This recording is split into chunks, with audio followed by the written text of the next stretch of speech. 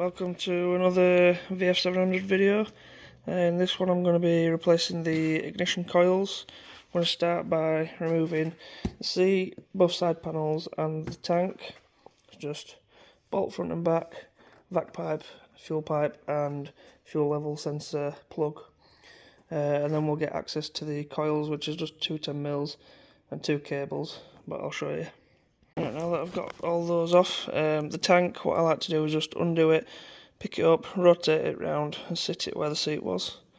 That way I can leave the fuel line and fuel level sensor plugged in. I'm just going to undo this little clip here, pull the breather pipe off.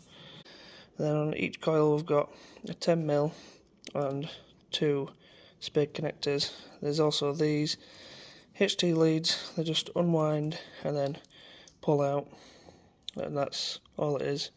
So the new coils, I'll remove these, put the new parts on and then reassemble it all.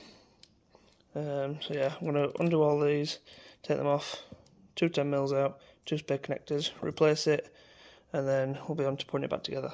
The coils have all been bolted down and plugged back in and everything now. I've turned the tank back around, sat it in place, but it's not bolted in.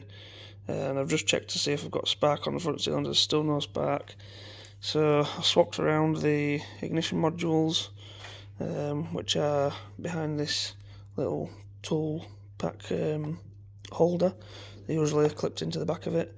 Just two 10mm to remove it from there. Swapped them round and it moved spark from the rear cylinders to the front cylinders, so this is what's at fault.